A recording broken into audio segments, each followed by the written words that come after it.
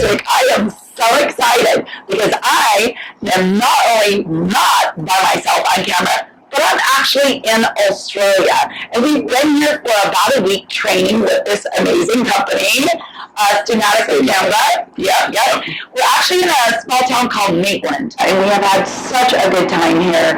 And Isaac is here with me. Isaac, you've been in the industry for how long? 2 years now. Started working with Steamatic back in 2020, just after our first wave of COVID hit here. And that was a very big change. I used to work in cafes, so wow, the industry is very different. Just a little, although it is still about customer service, so that's good. And Isaac is top notch, you guys, when it comes to customer service. He actually flew to Billings, Montana last spring with 2 of his coworkers and actually did our hands-on experience. So this is the second time that I've been able to work with Isaac and just have enjoyed the week immensely. And he has an awesome Ask Anissa question. So, Isaac, what would you like to ask Anissa? Okay. So, when we have a customer that has sentimental items, a lot of the time we do everything we can for them. Totally. Then we have to look at breakages and damages. So this has come out of this non-affected property that we're working on at the moment, and the head has fallen off of this. So what I want to ask you is, how would we go about either cleaning this, or what would you do when you've got a damaged sentimental ornament? Yeah.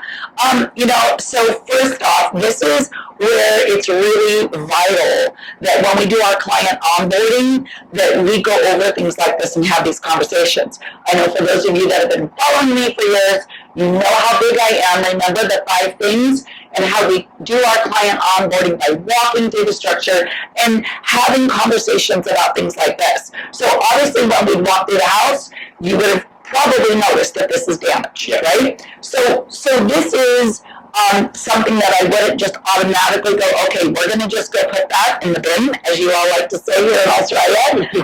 We are going to actually ask our homeowner, is this important to you? Does this have some more value? Because there's really not a lot in general we can do with this. Now, let's say our homeowner says, oh, that's just decor, I'm good with that. We're just going to log that. We're going to log non-salvage, right? And then not process that. Now, let's say that our homeowner says, this is a very special, item to me.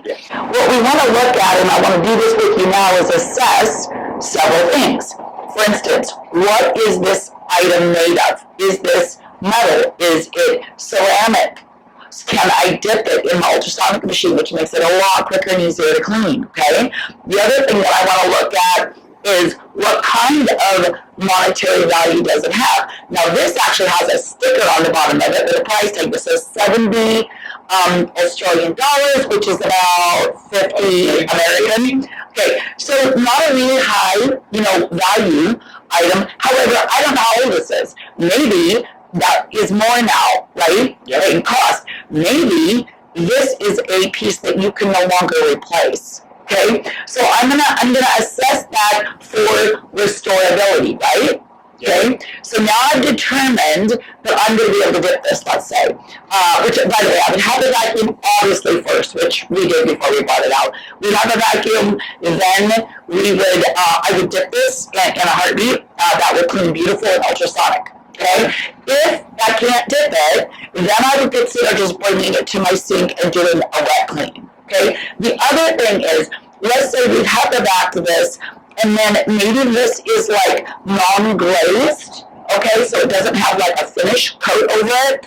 This is a wonderful item to do a chem sponge. So we could, potentially be chem sponging this item as well. But obviously, Isaac, with all of the damage here, like we would be photographing and noting prior damages big time, okay? So this is not necessarily something that I would write off right away, but I also wouldn't clean it right away either.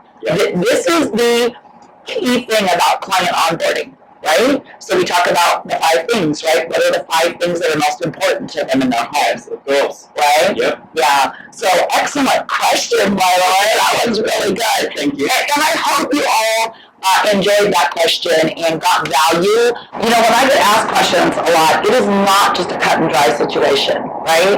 Like when someone says, hey, this was in a fire, did you clean it? Well, there's a lot of variables that could be there. How'd your client onboarding go? What did your homeowner say or your client say about this piece? Where was the fire? How close was this in proximity to the fire, right? What kind of fire was it? So there's a lot of things that you need to be able to, I guess, investigate, if you will. But I really appreciate you being on camera and asking me a question. All right, guys. Well, you know the drill. If you have a question for Anissa, shoot me an email, anissa@firehouseeducation.com, and I just might feature you on next week's Ask Anissa video call-in.